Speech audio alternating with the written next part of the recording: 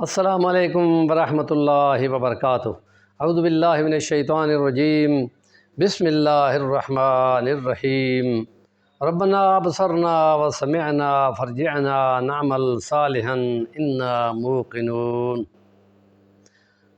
وقال اللہ تعالی فذوقوا بما نسیتم لقاء یومکم ھذا انا نسیناکم عذاب الخلد بما کنتم تعملون۔ صدق اللہ العظیم۔ رب اشرح لی صدری یسر لی امری۔ جہنم کے اندر بندوں کے گرنے والوں کو یہ جب دکھا دیا جائے گا کہ یہ جنتی جنت میں پہنچ گئے، رائی برابر نیک کی ایمان والا بھی نکل گیا، اور وہ جہنم میں رہنے والے صرف اب کافر یا مشرک یا منافق ہیں۔ اور اس وقت خدا پاک نبی پاک صلی اللہ علیہ وسلم نے تشریف فرمائی ہے کہ تمام جنتیوں اور تمام جہنیوں کو، جہنم والوں کو متوجہ کیا جائے گا کہ دیکھو ادھر، اور پھر ایک مینڈھا اس کو لایا جائے گا اور اس کو ذبح کر دیا جائے گا کہ دیکھو یہ موت ہے، ہم اس کو اب ہمیشہ کے لیے موت دے رہے ہیں، اب اس کے بعد زندگی ہی زندگی ہوگی۔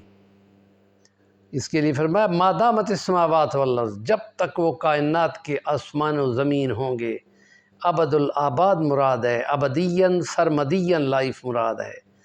اس لیے کہا کہ اب چکھو، تم نے ٹائم کو ضائع کیا، اب چکھو مزے عذاب کے، جیسے تم نے ہمیں، ہمارے حکموں کو، ہمارے میسیجوں کو، ہمارے پیغمبروں کو تم نے جھٹلایا، نظر انداز کیا، آج ہم بھی تمہیں بھلاتے ہیں۔ ابدی عذاب الخلد، ہمیشگی کا عذاب اب چکھتے رہو۔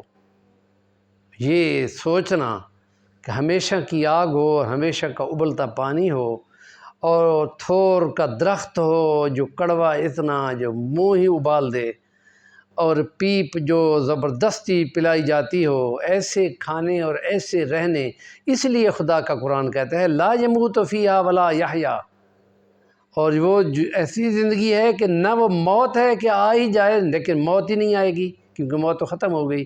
اب وہ زندگی ہے، نہ وہ زندگی ہے نہ وہ موت ہے، اتنی تڑپتی ہوئی زندگی سے اللہ کی پناہ۔ اس لیے نبی پاک کا فرمان ہے کہ جس وقت بھی تم یہ کہتے ہو 3 بار اے اللہ تیری جہنم سے تیری پناہ، تیری جہنم سے تیری پناہ، تیری جہنم کی آگ اور دھوئیں اور انگاروں سے تیری پناہ، تو وہ جہنم کو خدا زبان دے چکا ہے کہ وہ بولتی ہے کہ اے خدا تیرا ایمان والا جب پناہ مانگ رہا ہے تو اس کو پناہ دو نا۔